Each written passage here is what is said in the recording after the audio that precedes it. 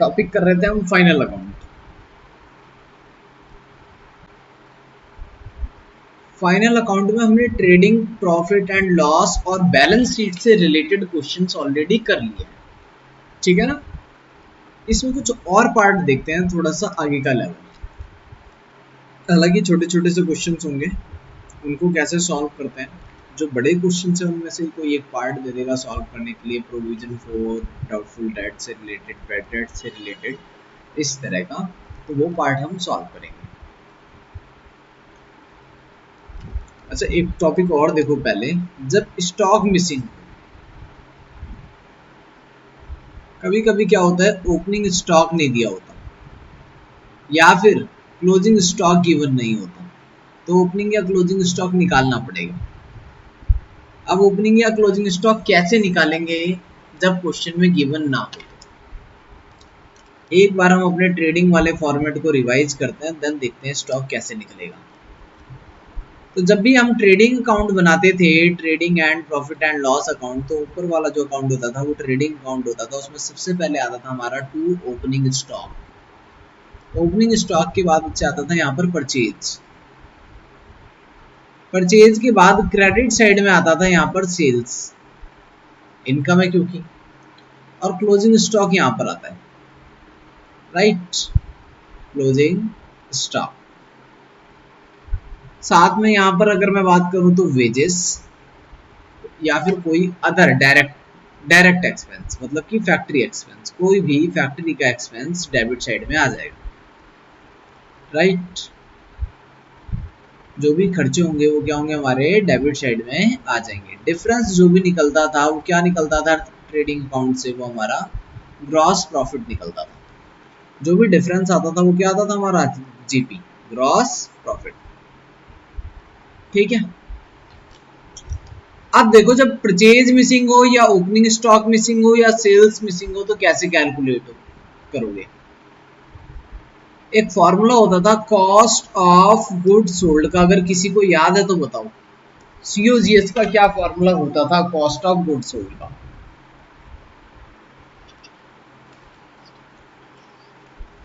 हाँ, okay, opening stock then plus purchases and plus direct expense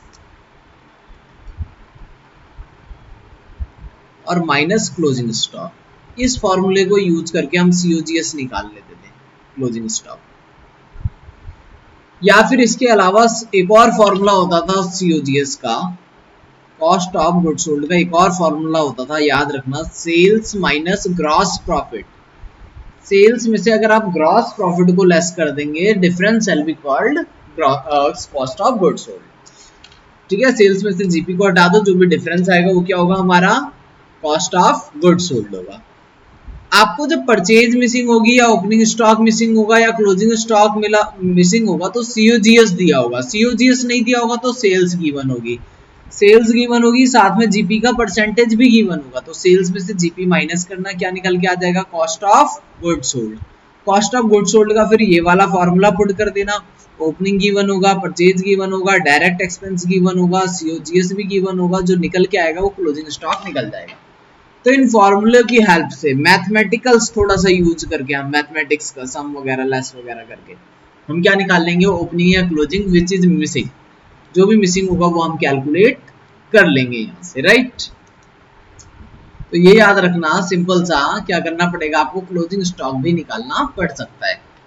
अच्छा, एक बात और देखो, अकाउंटिंग ईयर अपना क्या होता है। अकाउंटिंग ईयर अगर मैं बात करूं, अगर अपने अकाउंटिंग ईयर की, तो 1 अप्रैल को स्टार्ट होता है। सपोज करो 2020 को स्टार्ट हुआ,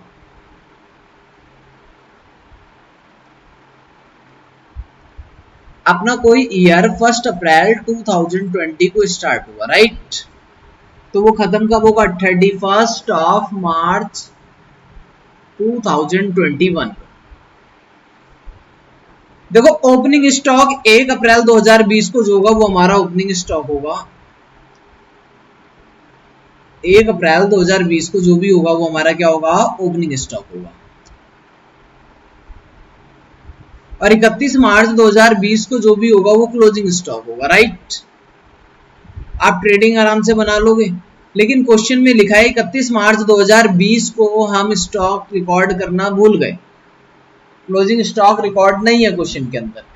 लेकिन इसके बाद की कुछ पीरियड की, सम पीरियड की ट्रांजैक्शंस गिवन है, इसके बाद की आफ्टर 31 मार्च। 31 मार्च के बाद क्या आएगा, 1 अप्रैल 2021। ऐसा मान लो 20 अप्रैल तक की ट्रांजैक्शन गिवन है और 20 अप्रैल का स्टॉक बताया हुआ है हमें। ध्यान से सुनना बात को, हमें बनाना है ट्रेडिंग। ट्रेडिंग कब का बनाना है, 20 और 21 का, 1 अप्रैल 2020 से लेकर 31 मार्च 2021 तक। तो ओपनिंग स्टॉक गिवन है, क्लोजिंग स्टॉक गिवन नहीं है, 31 मार्च का स्टॉक गिवन नहीं है, फिर 20 अप्रैल का स्टॉक गिवन है, ये वाला गिवन है, और यहाँ का स्टॉक मिसिंग है। यहाँ से यहाँ तक के पीरियड की सेल्स भी बताई हुई है, परचेज भी बताई हुई है, ग्रॉस प्रॉफिट भी बताया हुआ है। क्या अब निकाल लोगे 1 अप्रैल को कितना स्टॉक रहेगा, ये 31 मार्च को, सारी चीजें बता दी फर्दर पीरियड की। जो भी पीरियड है 31 मार्च के बाद का, 20 अप्रैल को कितना स्टॉक है ये बता दिया। 31 मार्च को भूल गए थे स्टॉक रिकॉर्ड करना। सेल्स कितनी हुई 20 दिनों में ये भी बता दिया, परचेज कितनी हुई ये भी बता दिया, ग्रॉस प्रॉफिट का रेट भी बता दिया। तो सिंपल हम ये वाले फॉर्मूले लगा के क्या कर लेंगे, हम अपना यहाँ का क्लोजिंग स्टॉक निकाल लेंगे। अच्छा, जब यहाँ पर क्लोजिंग स्टॉक निकालोगे तो फॉर्मूले में ओपनिंग स्टॉक मिसिंग हो, क्यों, क्योंकि हम यहाँ से नहीं निकाल रहे, इस वाले पीरियड से निकाल रहे हैं। देखो 20 दिन का, 20 डेज का जो पीरियड है, हम यहाँ से क्या कर रहे हैं, स्टॉक निकाल रहे हैं। कब का, 31 मार्च का, 31 मार्च 2021 का, ये वाला स्टॉक मिसिंग है। और हमें पता कौन सा है, 20 अप्रैल 2021 का, यहाँ का पता है। तो हमें बैक आना है, बैक आना है मतलब ओपनिंग मिसिंग है। जो पिछले साल का, अगर इस साल का ओपनिंग है, वही पिछले साल का क्या रहेगा, क्लोजिंग रहेगा। ठीक है, तो सेम COGS वाले फॉर्मूले से ही आप ओपनिंग मिसिंग या क्लोजिंग मिसिंग कैलकुलेट करोगे। ठीक है, इस टाइप का क्वेश्चंस भी हम आज देखेंगे।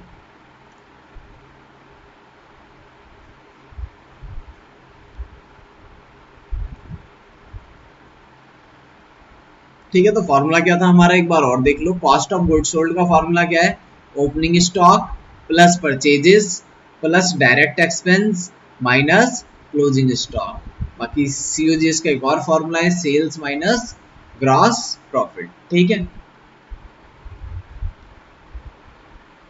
इसके अलावा ट्रीटमेंट बता रखी है मैंने। एक एडजस्टमेंट थी प्रोविजन फॉर डाउटफुल डेट्स की, एक एडजस्टमेंट ये सिखाई हुई है आपको मैंने, प्रोविजन फॉर डाउटफुल डेट्स की, वो दोबारा से देख लें एक बार और। इसके ऊपर भी हमें क्वेश्चन करना है, प्रोविजन फॉर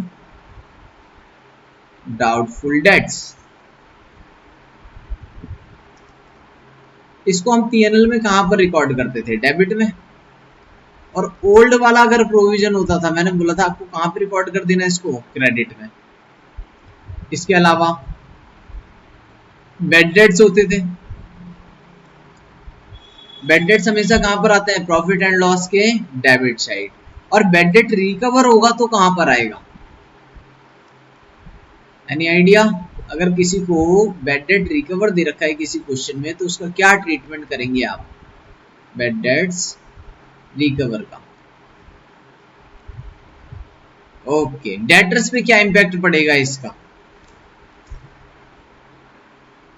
कोई और एडजस्टमेंट होगी इसकी, there is no other adjustment. ठीक है, बैड डेट रिकवर होने से डेटर पे कोई फर्क नहीं पड़ता, प्रोविजन पे कोई फर्क नहीं पड़ता, याद रखना।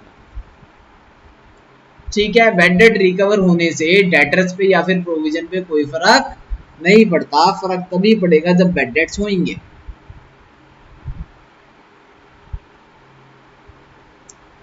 चलिए जी, देखो इससे रिलेटेड क्वेश्चन देखते हैं। ये देखो आपके PDF का क्वेश्चन नंबर 1 कहता है, from the following information determine the amount transfer to profit and loss account.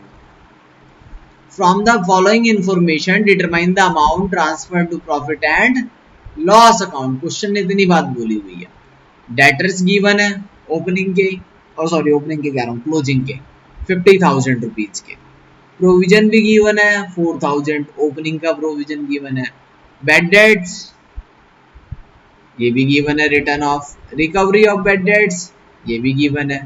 Provision कितना बनाना है, 5% बनाना है। ठीक है, तो इस टाइप के क्वेश्चंस अगर आते हैं तो किस तरीके से सॉल्व करते हैं देखिए। हालांकि बहुत सिंपल सा क्वेश्चन, इस क्वेश्चन में कुछ भी नहीं है टफ।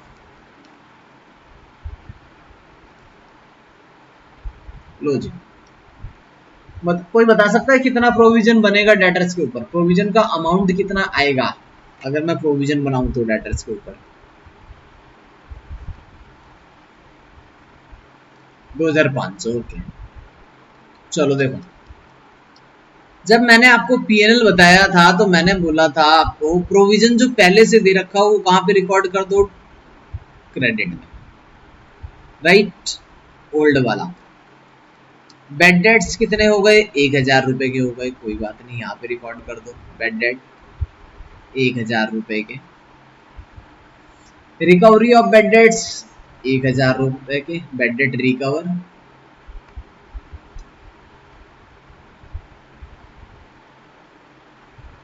बेड डेट रिकवर हुए हमें 1000 रुपए के, इसलिए क्रेडिट होगा। प्रोविजन बनाना है 5%, तो प्रोविजन आ गया नया वाला, आपने कैलकुलेट करके बताया मुझे 2500 रुपए। देखो ये तो क्रेडिट में ही आता है, बट बाकी जो 3 एंट्री हैं ये कॉमन एंट्री है, इनको एक साथ भी जब छोटा सा क्वेश्चन पूछेगा पीएनएल में क्या इम्पैक्ट पड़ा तो इन तीनों का नेट रिजल्ट निकाल के बता देना, बेड डेट्स का, प्रोविजन का, प्रोविजन का। तो डेबिट में आ रहा है 3500 रुपए, जबकि क्रेडिट में आ रहा है 4000 रुपए, यानी क्रेडिट वाला ज्यादा है 500 रुपए से, बस क्रेडिट वाला एक्स्ट्रा है कितने रुपए? 500 रुपए से। तो देखो इसका आंसर क्या होगा, खत्म। कहता है पीएनएल को क्रेडिट कर देना 500 रुपए से प्रोविजन के लिए और 1000 रुपए बेड डेट रिकवर्ड से, खत्म हो गया आंसर, और कुछ नहीं है। यानी कि जो हमारा ओल्ड प्रोविजन था वो इसमें से लेस कर दिया गया। अगर इसमें से लेस कर दूं डेबिट वाले अमाउंट में से तो 4000 रुपए लेस करने पे 500 रुपए क्रेडिट में बच रहे हैं। तो 500 रुपए क्रेडिट में बच रहे हैं तो 500 रुपए क्रेडिट हो जाएंगे और 1000 रुपए क्रेडिट हो जाएगा। ठीक है, ये है आंसर। तो छोटे छोटे क्वेश्चन होते हैं ये, एक एक दो दो नंबर के, तो इस तरह के क्वेश्चन भी ध्यान रखें। चलो जी, ये पार्ट मैंने अभी अभी आपको बताया है, कोई कैलकुलेट करके बताओ फटाफट इसका आंसर कितना आएगा। परचेज है हमारी 2,65,000 की, ओपनिंग स्टॉक है 35,000 रुपए का, आपको बता दिया, और साथ में क्लोजिंग इन्वेंट्री भी दे दिया है, प्रॉफिट का परसेंटेज भी दे दिया है। Find out the amount of sales, sales बतानी है अब आपको कि सेल्स कितनी हुई।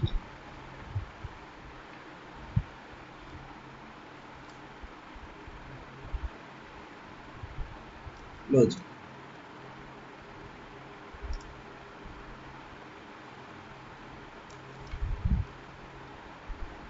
हालांकि इसमें रफ वर्क करना है, कोई हमें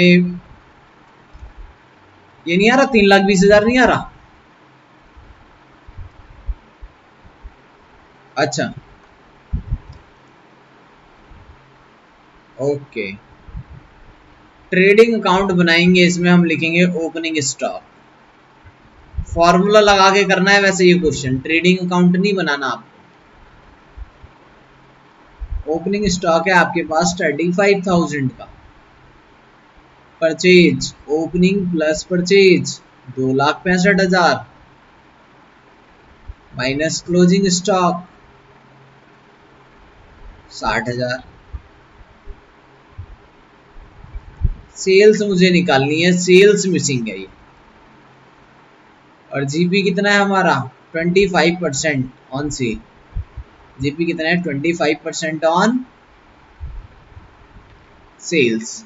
अगर सेल्स का 25% है तो कॉस्ट का कितना होगा बताओ?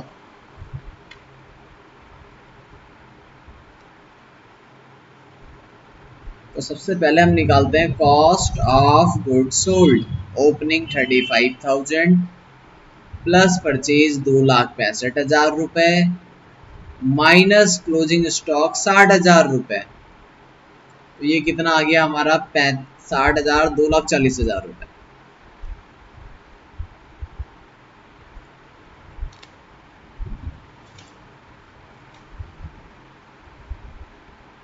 बताओ कितना होना चाहिए, जीपी कितना होना चाहिए, अब ग्रॉस प्रॉफिट कितना आएगा, कोई कैलकुलेट कर सकता है? 25% ऑन सेलिंग प्राइस है ग्रॉस प्रॉफिट। ये मैंने कंसाइनमेंट में आपको समझा रखा है इसका लॉजिक कि अगर 25% ऑन सेल दे रखा है तो कॉस्ट पे कितना होगा, सेल्स का 1/4 है तो कॉस्ट का कितना होगा, 1/, बताओ कम हो जाएगा या ज्यादा हो जाएगा, 1/3 हो जाएगा। एक कम होता है कॉस्ट पे और सेल पे एक ज्यादा होता है हमेशा, तो 1/3 कर लो जीपी। ग्रॉस प्रॉफिट निकाल लो, 2,40,000 का 1/3 यानी कि 80,000।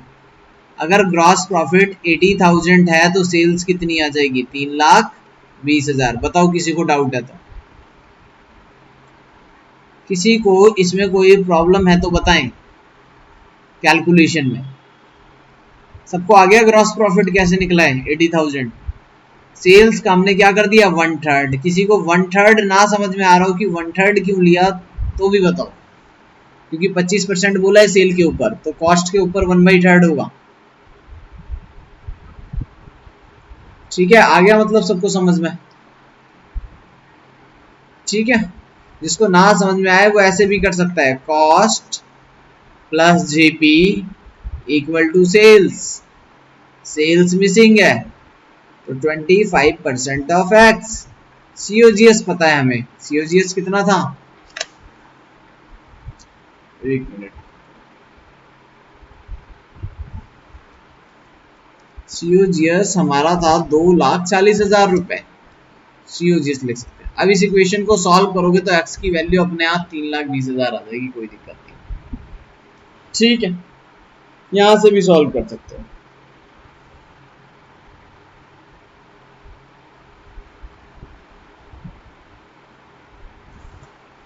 चलिए जी, ये क्वेश्चन भी डन हो गया। फिर इसमें क्या निकालना था हमें, सिर्फ सेल्स निकालनी। थर्ड क्वेश्चन देखो, एक और छोटा क्वेश्चन है। A trader keep incomplete account for his transactions। अगर कभी ऐसा आ जाए incomplete accounts, इसका मतलब होता है सिंगल एंट्री सिस्टम। ये पढ़ी होगी आपने 11th में। तो मैं इसमें प्रॉफिट कैसे निकालते हैं यहाँ पर समझा देता हूँ। देखो, जब कभी भी आपको सिंगल एंट्री सिस्टम में प्रॉफिट निकालना हो तो क्या क्या कैलकुलेशन करोगे, बताओ। सबसे पहले क्या लिखूं मैं, याद है किसी को स्टेटमेंट ऑफ प्रॉफिट कैसे बनाते थे, क्लोजिंग कैपिटल, इसमें कुछ ऐड करते थे आप, ड्राइंग ऐड करते थे, ड्राइंग,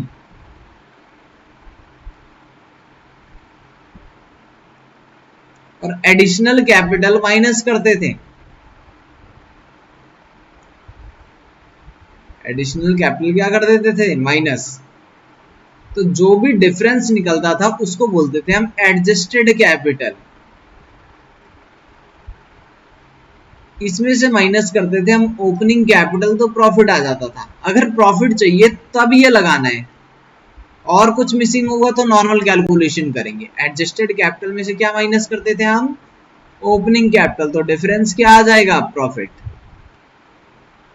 देखो ऐसा क्यों करा हमने, ओपनिंग कैपिटल जो भी रही होगी उसमें एडिशनल कैपिटल जोड़ी होगी, ड्राइंग हमने घटाई होगी, प्रॉफिट जोड़ा होगा, तो रिवर्स कर दिया। क्योंकि हम रिवर्स आए हैं क्लोजिंग स्टॉक से, इसलिए सारी चीजें हमने रिवर्स कर दी, तो डिफरेंस प्रॉफिट आ गया, खत्म। ठीक है, देखते हैं क्वेश्चन की रिक्वायरमेंट क्या है। कहता है trader keep incomplete accounts for his transaction from the following information, calculate his total purchase and profit for the year 31 March 2011। Opening stock given है, क्लोजिंग स्टॉक भी गिवन है।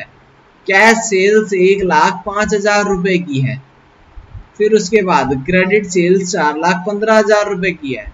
प्रॉफिट 25% ऑन परचेज प्राइस, इसका मतलब 25% on cost है। जितने का माल खरीदा हमने उस पे हमें 25% चाहिए, मतलब कॉस्ट का 25% चाहिए प्रॉफिट। बताओ परचेज कितनी होगी, परचेज मिसिंग है इस बार, कैलकुलेट करें फटाफट, सभी के सभी कैलकुलेट करें। एक बार अपना कैलकुलेटर उठाएं और इसको सॉल्व कर दें कैलकुलेटर पे ही।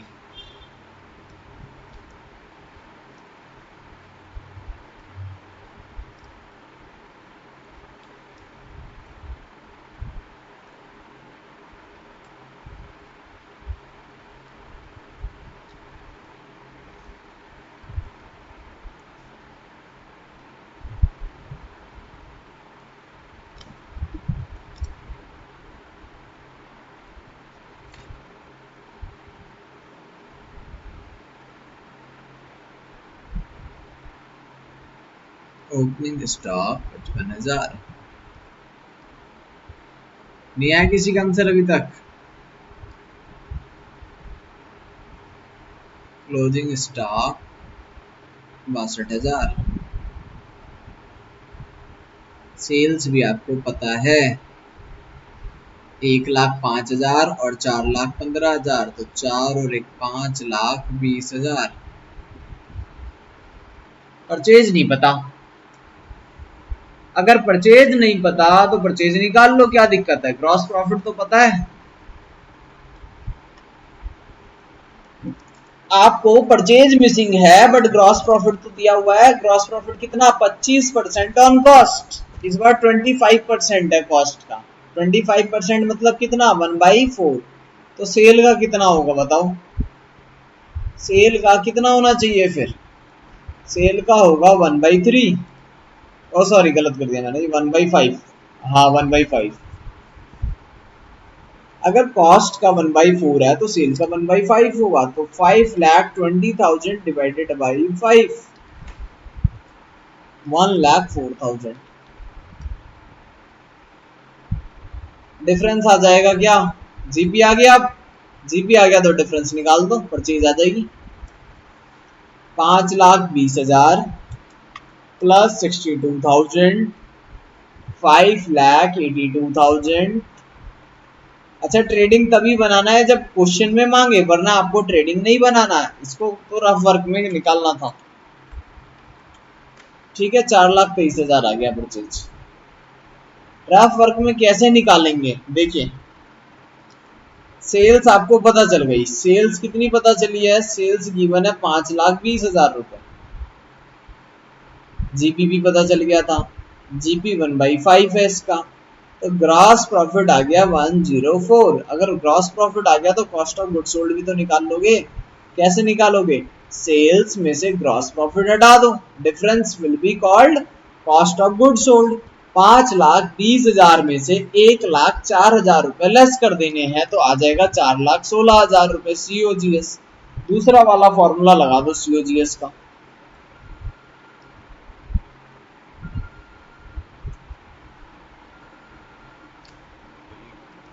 सीओजीएस का दूसरा फॉर्मूला लगा देते हैं।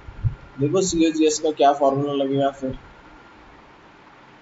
क्या था दूसरा फॉर्मूला हमारा कॉस्ट ऑफ गुड्स का?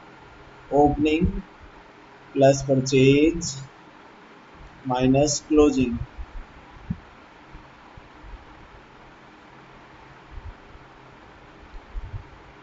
सीओजीएस की जगह पे लिख दो 4,16,000 रुपए। ओपनिंग की जगह फिट कर दो 55,000 रुपए। परचेज निकालना है, निकाल लेंगे।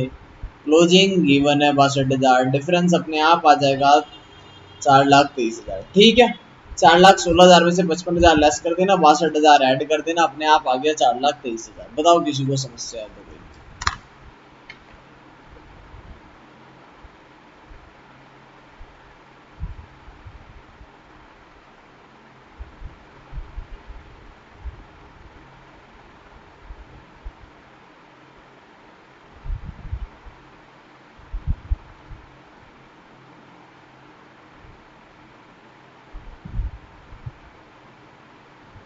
No doubts. चलिए जी आगे देखते हैं।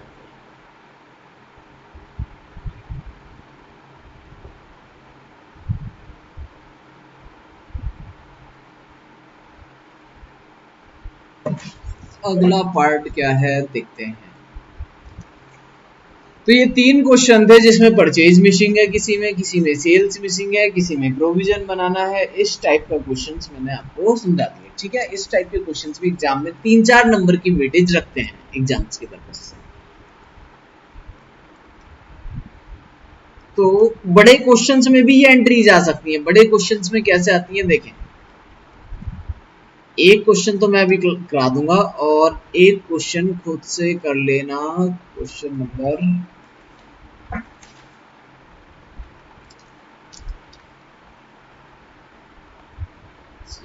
देखिए 9th क्वेश्चन। ये क्वेश्चन सबको खुद से सॉल्व करना है।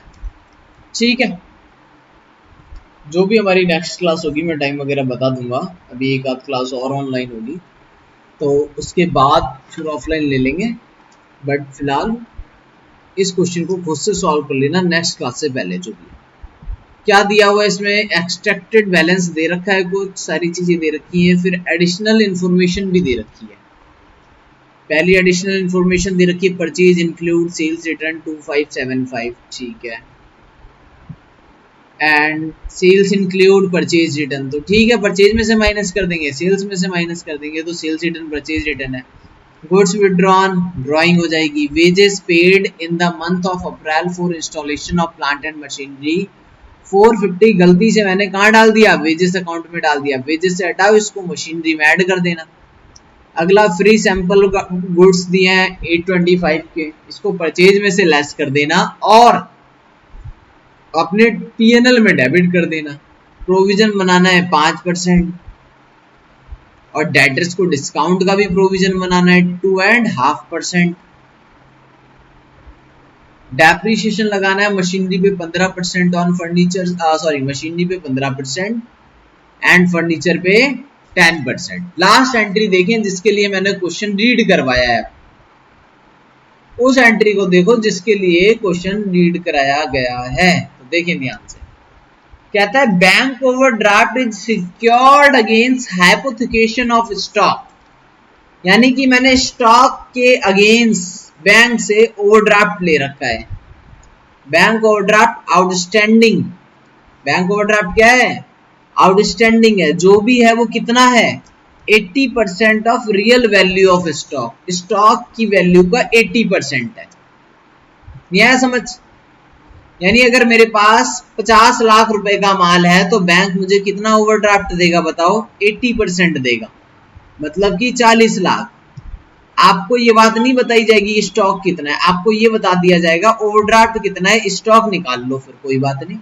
40 लाख से 50 लाख निकाल लोगे या नहीं निकाल पाओगे ये बताओ, निकाल लोगे 40 लाख से 50 लाख कैलकुलेट करके, ठीक है। आगे देखिए और क्या दे रखा है, कहता है consider 80% of real value of stock deducting 20% as margin and after adjusting the marginal value. अच्छा कुछ और भी करा है, डिडक्टिंग 20% एज मार्जिन भी लेस किया हुआ है, after adjusting the marginal value 80% of the same has been allowed to draw as an overdraft. देखें इसका एग्जांपल देखें, पहले समझो। मुझे ओवरड्राफ्ट चाहिए था, बैंक वाले आए, बैंक वाले हमारे गोडाउन में इंस्पेक्शन करते हैं, वो चेक करते हैं कि गोडाउन में क्या माल है। गोडाउन में उन्होंने चेक करा, देखो ध्यान से, गोडाउन में उन्होंने देखा 50 लाख रुपए का माल है, उन्होंने कहा 20% तो लेस कर दो मार्जिन के नाम का। मैंने कहा ठीक है, 10 लाख रुपए हटाओ, कितना बचा बताओ, 40 लाख। बैंक वालों ने कहा इसका हम 80% दे सकते हैं, यही लाइन सेम लिखी हुई है, देखो जितना भी स्टॉक है उसका 80% लोन दिया और स्टॉक की वैल्यू कैसे आई, 20% लेस करने के बाद उसका 80% बैंक ने बैंक ओडी मुझे दे दिया, यानी बैंक ओडी कितना दे दिया, 40 लाख का 80% 32 लाख। अब मैंने तुम्हें यही बात देखो एक बार और रीड कर लो, क्या लिखा था, bank hypothecation is secured against hypothecation of stock, bank overdraft is secured against hypothecation of stock, bank overdraft outstanding consider 80% of real value stock और deducting 20% as margin and after adjusting the marginal value 80% of the same has been allowed to drawn as an overdraft। तो देखें,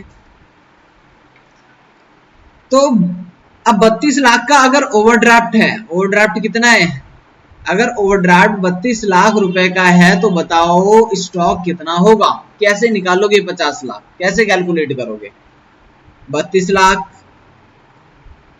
यानी जितना भी मेरा stock होगा उसका 80% है, तो इसको 80% से डिवाइड कर दो, 80% से डिवाइड करोगे 8 4 जा 32 होता है, तो 40 लाख आ जाएगा। किसी को डाउट है तो यहाँ तक बताओ। और इसमें से पहले ही मैंने 20% घटा दिया था, अगर 20% घटाया हुआ है तो ये भी कितना बचा, 80%, तो 40 लाख को एक बार और 80% से डिवाइड करना पड़ेगा। 40 लाख को मैं अगर एक बार और 80% से डिवाइड कर दूंगा तो स्टॉक की ओरिजिनल वैल्यू आ जाएगी 50 लाख रुपए। बताओ इसमें किसी को समस्या है तो। इस तरह से हमें स्टॉक निकालना है। अब इस क्वेश्चन में इसका क्या काम है देखें, क्वेश्चन में क्लोजिंग स्टॉक नहीं बताया लेकिन ओवरड्राफ्ट बता रखा है, देखो कहीं ना कहीं ओवरड्राफ्ट है। जल्दी से कैलकुलेट करके बताओ स्टॉक कितना होगा इस क्वेश्चन में, क्लोजिंग स्टॉक कितना आएगा। बैंक ओवरड्राफ्ट अगर 80,000 रुपए का है तो क्लोजिंग स्टॉक कितना होगा, कैलकुलेट करें फटाफट अपने कैलकुलेटर पे।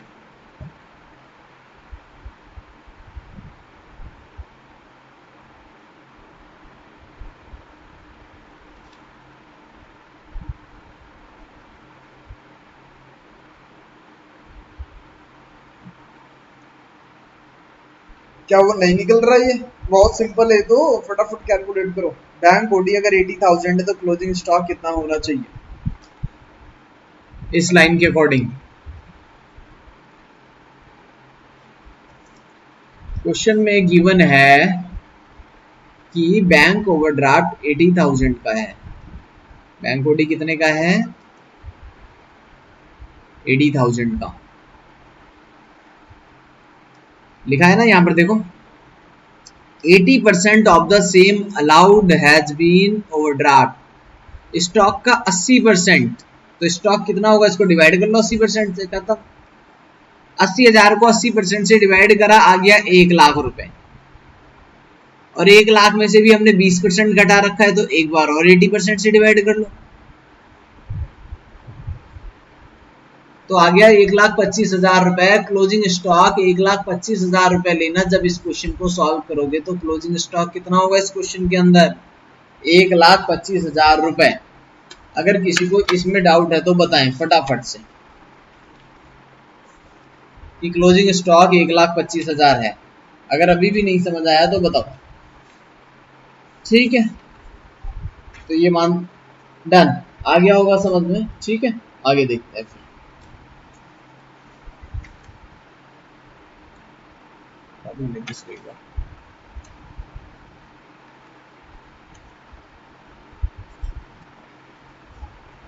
हाँ 1,25,000 लेना पड़ेगा क्लोजिंग स्टॉक, यही तो लिखा है क्वेश्चन के अंदर कि बैंक ओवरड्राफ्ट ले रखा है मैंने क्लोजिंग स्टॉक से।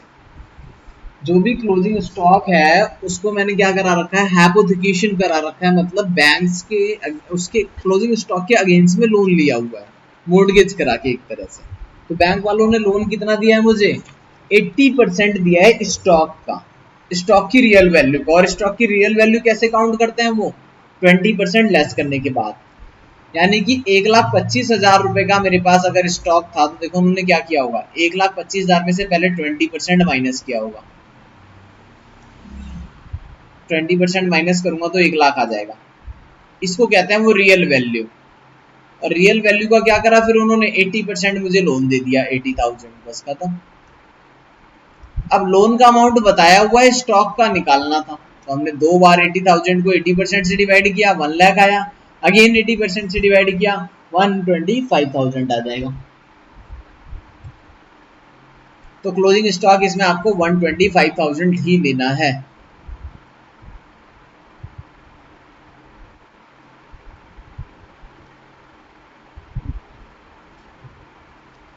चलिए जी, इसके बाद एक क्वेश्चन और देखना था।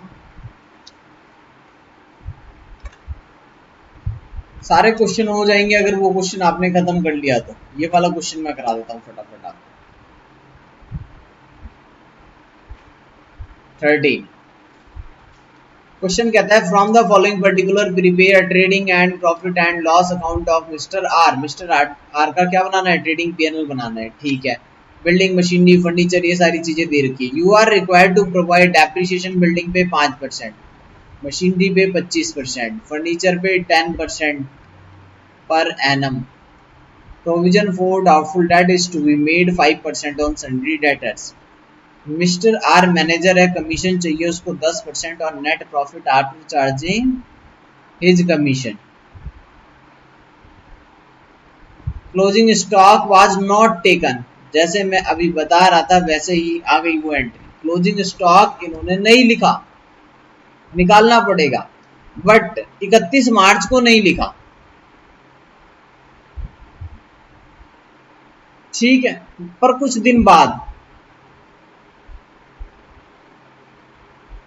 कुछ दिन के बाद ओनली ऑन 7 अप्रैल था, वैसे ये 7 April, following transaction had taken place, उसके बाद कुछ पीरियड में उन्होंने सेल्स करी 2,50,000 रुपए की, परचेज करी 1,50,000 की, और 7 अप्रैल का स्टॉक बता दिया 1,80,000, 7 दिन की ट्रांजेक्शन, और रेट ऑफ ग्रॉस प्रॉफिट बता दिया कितना 20%। फिर ठीक है, तो यहां से हम निकाल लेंगे क्लोजिंग स्टॉक, कोई दिक्कत नहीं। Insurance premium mention in trial balance in respect of building and machinery. Insurance premium किसका है? बिल्डिंग का भी और मशीनरी का है। तो बताओ इस लाइन को लिखने का मतलब क्या है, क्या करूं मैं इसका, लास्ट लाइन का क्या करना है इंश्योरेंस प्रीमियम का, कोई बता सकता है? क्यों दे रखी है ये लाइन?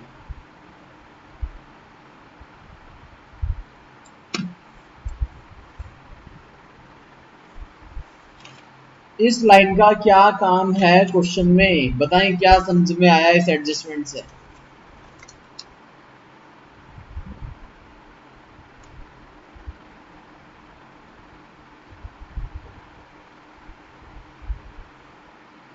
हाँ, बिल्डिंग का भी इंश्योरेंस कराया हुआ है और उसका भी कराया, मशीनरी का भी कराया हुआ है।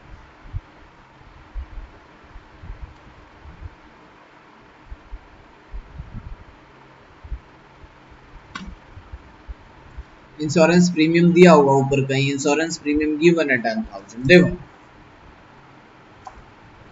यहाँ पे लिखा है insurance premium mention in the trial balance was in respect of building and machinery. अगर बिल्डिंग एंड मशीनरी का है इंश्योरेंस, या फिर स्टॉक का है, या एम्प्लॉइज का है, तब तो वो पीएनएल में आ जाएगा। बट अगर ये इंश्योरेंस प्रीमियम ऑनर का होता तो यहां से हम हटा देते और क्या कर देते, उसको कैपिटल से लेस कर देते, फिर वो आता कहां पर, ड्राइंग में, फिर उसको हम कैलकुलेट करते हैं ड्राइंग में। ठीक है,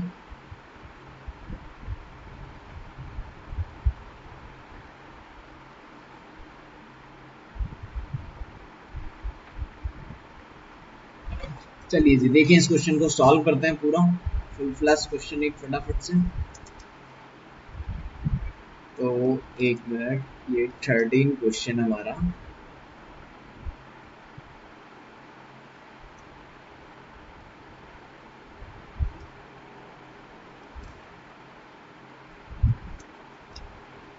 क्या गया क्वेश्चन, और इसकी कुछ एडजस्टमेंट्स हैं अपनी।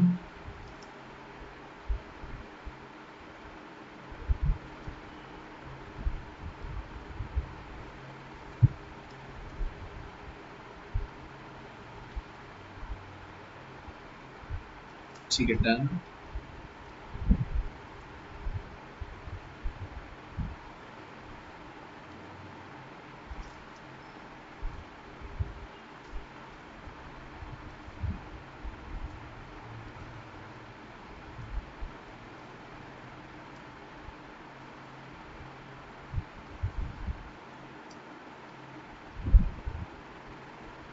साथ में बना लेंगे हम एक बैलेंस शीट।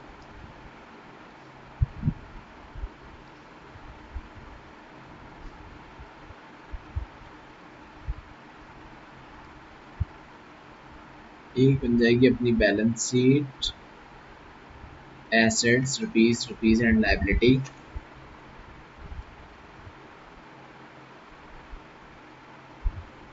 ठीक है, एडजस्टमेंट्स देखते हैं सबसे पहले।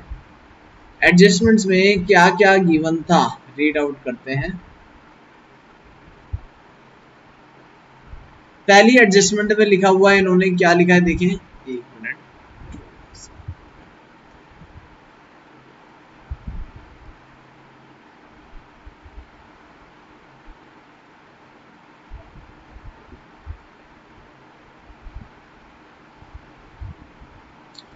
कहता है बिल्डिंग्स, अच्छा एक ये भी कर लेते हैं, ट्रेडिंग एंड पीएनएल का पार्ट अलग अलग, बस ठीक है। सबसे पहले कहता है बिल्डिंग पे डेप्रिसिएशन लगाना है 5%, तो बिल्डिंग मुझे देखनी पड़ेगी कितने की है, बिल्डिंग अब 5 लाख रुपए की है, इस पे हमें डेप्रिसिएशन लगाना है। इन्होंने बिल्डिंग पे क्या मांगा है, डेप्रिसिएशन मांगा हुआ है। ठीक है, डेप्रिसिएशन लगा देंगे बिल्डिंग पे, डेप्रिसिएशन ऑन बिल्डिंग लगा ही देते हैं हैंड टू हैंड।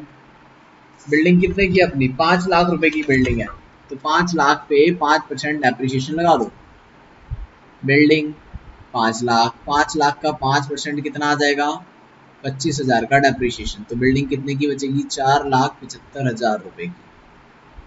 ठीक है, 25,000 रुपए का डेप्रिसिएशन। मशीनरी 25% डेप्रिसिएशन लगाना है मशीनरी पर। डेप्रिसिएशन ऑन मशीनरी, मशीनरी पे भी 25% लगाना है। 2 लाख की मशीनरी है।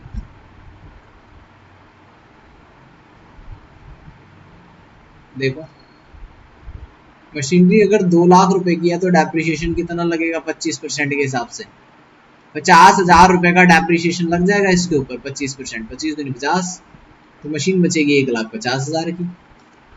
लो जी, डेप्रिसिएशन कितना आ गया इसमें? 50,000 रुपए।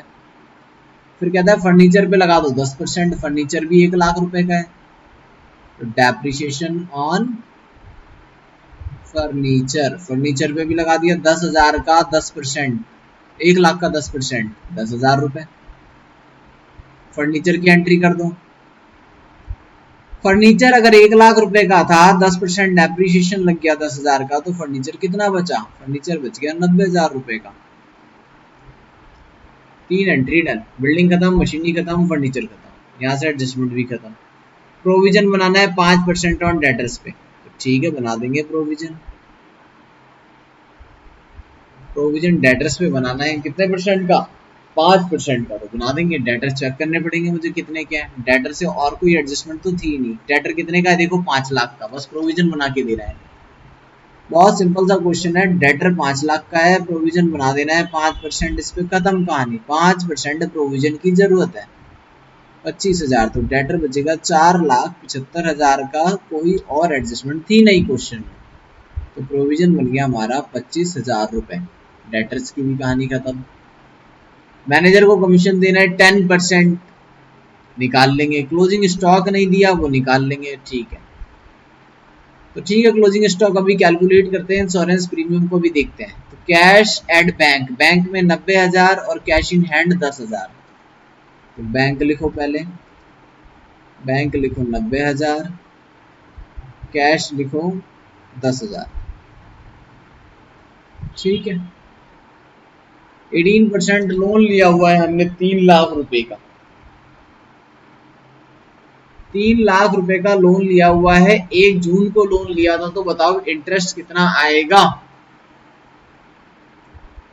18% लोन लिया है 3 लाख का, 1 जून को लिया था, तो इंटरेस्ट कितना आएगा? जून, जुलाई, अगस्त, सितंबर, अक्टूबर, नवंबर, दिसंबर, जनवरी, फरवरी, मार्च, 11 महीने का इंटरेस्ट लगाना पड़ेगा इसके ऊपर।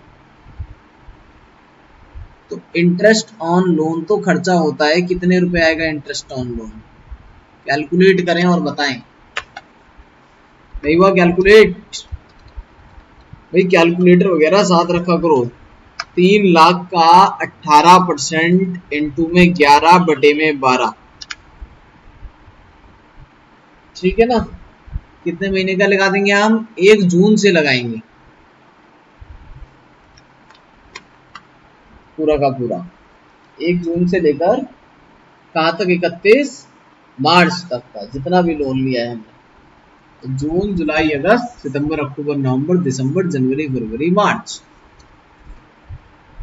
तो 3 लाख रुपए के लोन पे 18% कितना? Into 11 divide by 12। 1 minute, divide by 12 into में 11, 49,500 का इंटरेस्ट आ जाएगा। 49,500। किसी को डाउट है तो बताओ। और इंटरेस्ट यहाँ तो कहीं नहीं दे रखा, वो भी चेक कर लो। 18% लोन तो दे रखा है, इंटरेस्ट तो वैसे नहीं है। ठीक है, तो सारा का सारा क्या मान लेंगे हम? आउटस्टैंडिंग है इंटरेस्ट, ये मान लेंगे। इंटरेस्ट ऑन लोन क्या है? आउटस्टैंडिंग है। आउटस्टैंडिंग इंटरेस्ट ऑन लोन, बिल्कुल सिंपल सा क्वेश्चन, कोई दिक्कत नहीं। कितना आया? 49,500।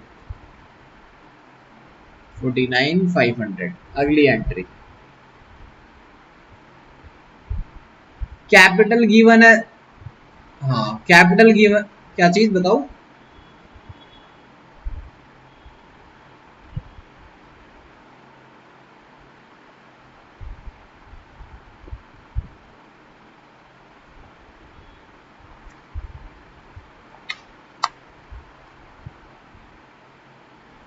ठीक है। फिर कैपिटल देखो 5,20,000 की कैपिटल है, 5,20,000 रुपए की। अगला है डेटर्स, हो गया था क्रेडिटर 4 लाख रुपए का। क्रेडिटर है 4 लाख रुपए का। स्टॉक 1,20,000 रुपए का। ओपनिंग स्टॉक 1,20,000 का। ओपनिंग स्टॉक की वैल्यू डाल देंगे यहाँ पर। ये हमारा ट्रेडिंग एंड पीएनएल। ठीक है। परचेज डाल देंगे। परचेज की वैल्यू है हमारे पास 25 लाख रुपए की। 25 लाख की परचेज है, 1 लाख की रिटर्न है, तो परचेज हो जाएगी 24 लाख। डायरेक्ट लिख देते हैं 24 लाख। सेल्स सेल्स है हमारे पास 32,20,000 में से एक 20 घटा देंगे तो सेल्स आ जाएगी 31,20,000 रुपए इस बार। लेकिन क्लोजन में क्लोजिंग स्टॉक नहीं है, जो भी इंपॉर्टेंट टॉपिक है ये क्लोजिंग स्टॉक है, बस यही निकालना सिखाना है और कुछ नहीं। क्वेश्चन में कुछ नहीं था। रेंट 60,000, बाकी तो तुम कैलकुलेट कर लोगे, कोई दिक्कत नहीं है। रेंट है हमारा कितना, 60,000 रुपए का। इस्टेब्लिशमेंट खर्चा होता है ये भी 1,80,000 रुपए। टू इस्टेब्लिशमेंट 1,80,000 रुपए। अगला इलेक्ट्रिसिटी 15,000 रुपए की। इलेक्ट्रिसिटी 15,000 रुपए की। इलेक्ट्रिसिटी चार्जेस 15,000 का। अगला है telephone charges. Telephone charges telephone charges है भाई 10,000 रुपए का, ये भी डाल दिया। 2-3 एंट्री रह गई हैं, वो भी पुट कर देंगे। देखो और क्या है अगला।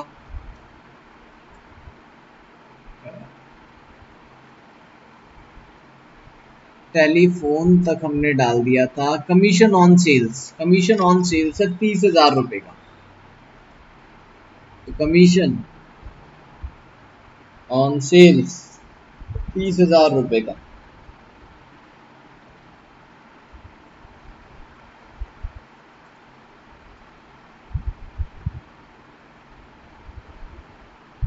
कमीशन ऑन सेल्स के बाद अगली एंट्री है इंश्योरेंस प्रीमियम की।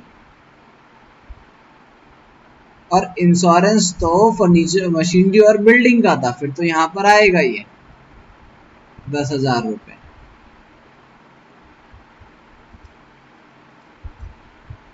थोड़ा सा इसको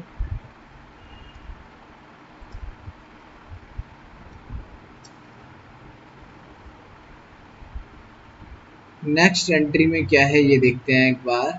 अगला था बेड डेट्स। बेड डेट है तो वो भी आएगा फिर तो 75,000 रुपए। और बिल रिसीवेबल यहाँ पर आ जाएगा BR। बिल रिसीवेबल कितना था, 75,000 रुपए का था। तो बिल रिसीवेबल यहाँ पर आ जाएगा 75,000 रुपए का। ठीक है, तो ये भी डाल दिया।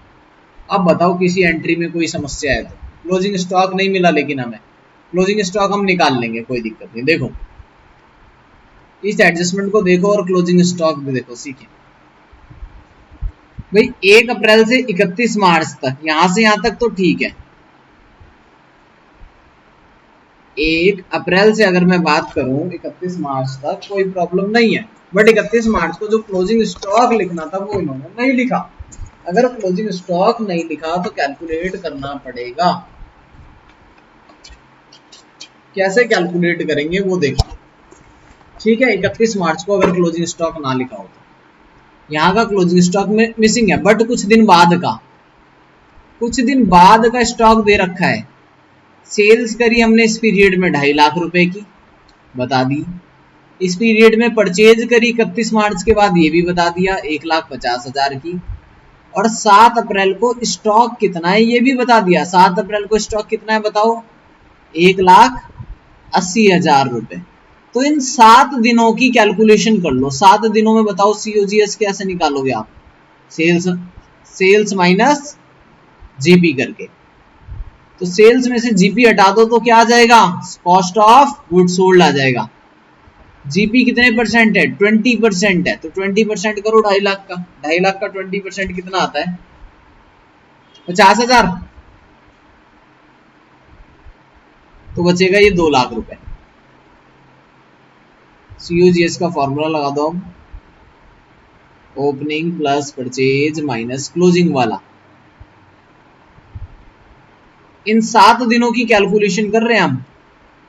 सीओजीएस अगर 2 लाख रुपए है, ओपनिंग स्टॉक पता नहीं मुझे, ओपनिंग यहाँ का पता ही नहीं है, देखो यहाँ वाला पता ही नहीं है, तो परचेज पता है, लेकिन परचेज करी हमने 150 की, क्लोजिंग 180 है, तो 180 इधर जाके ऐड हो जाएगा, 150 माइनस हो जाएगा, तो आंसर कितना आएगा, 180 प्लस 150 माइनस, तो ओपनिंग की वैल्यू आ गई यहाँ पर 2,30,000 रुपए, 2,30,000। जो 2,30,000 आई है वैल्यू, वही पिछले साल का क्या होगा, हमारा क्लोजिंग स्टॉक होगा, बस खत्म बात, पूरा क्वेश्चन खत्म हो गया, कोई दिक्कत नहीं है, खत्म, बस टोटलिंग करनी रहती है इस क्वेश्चन में, और कोई भी एंट्री पेंडिंग नहीं है। बताएं किसको नहीं समझ में आया अभी भी, क्लोजिंग स्टॉक के अलावा इस क्वेश्चन में कुछ भी नहीं था सिखाने के लिए।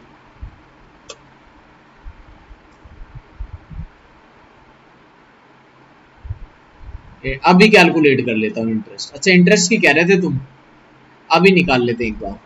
जीपी आ जाएगा 33,30,000, क्लोजिंग स्टॉक में तो कोई दिक्कत नहीं है ना,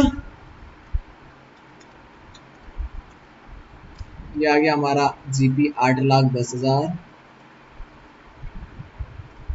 जीपी आ गया 8,10,000,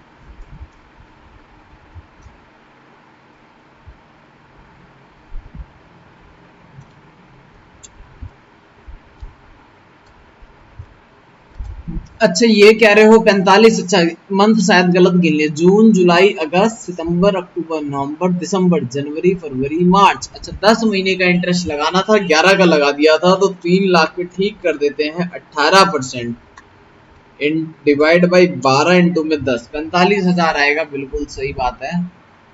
तो इंटरेस्ट को हम ठीक कर लेते हैं यहाँ पर, ये लो जी 45,000, इंटरेस्ट ऑन लोन हमारा कितना आएगा, 45,000 रुपए का, और सारा का सारा आउटस्टैंडिंग भी रहेगा, यहाँ भी ठीक कर लेते हैं।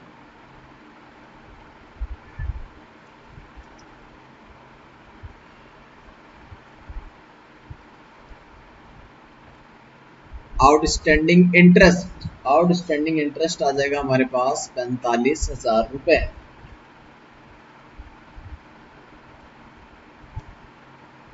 ठीक है, खत्म हो गई यहाँ पर सारी एंट्री, टोटलिंग लगा देते हैं फटाफट से एक बार।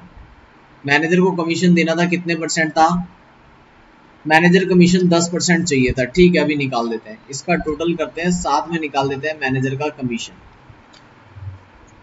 इधर का टोटल आ जाएगा 8,10,000 रुपए, 8,10,000 रुपए, 8,10,000 माइनस 25,000 माइनस 50,000 माइनस 10 माइनस 25 25 60 180 15 10 30 10 और लास्ट का हो गया 75,000। ठीक है, तो सारी चीजें लेस कर देंगे यहाँ पर, बताओ किसी को कोई दिक्कत है तो। प्रोविजन वगैरह हमने बता दिया था, तो ये आ गया यहाँ पर 3,30,000 रुपए, 3,30,000 रुपए बैलेंस निकल के आ रहा है, 3,30,000 रुपए जो बैलेंस निकल के आ रहा है। अब क्या करना है 3,30,000 में, देखो मैनेजर को कमीशन कितना देना था हमें, 10%, तो 10/1110 इसको कमीशन दे देंगे, 10/1110 अगर इसको कमीशन दे देंगे तो मैनेजर कमीशन आ जाएगा 30,000, और जो बाकी बच जाएगा वो हमारा प्रॉफिट हो जाएगा, to net profit. Net profit आ जाएगा हमारा 3 लाख रुपए का। बताएं कोई डाउट है तो।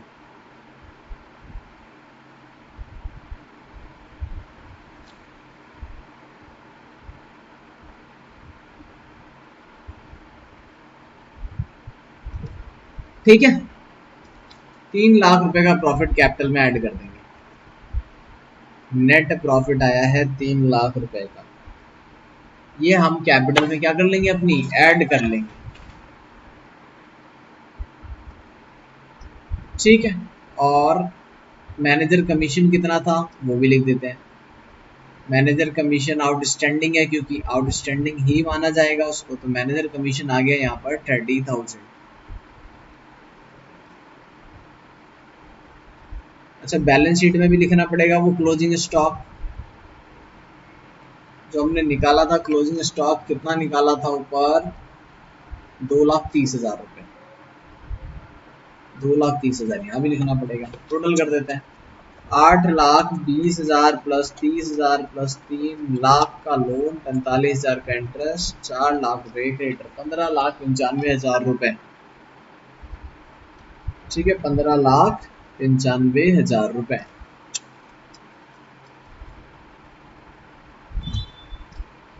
अच्छा, बिल्डिंग 475, 1,50,000, 90,000, 2,30,000, 4,75,000, 90,000, 10,000 और 15,95,000। ठीक है, तो दोनों साइड इक्वल आ गया।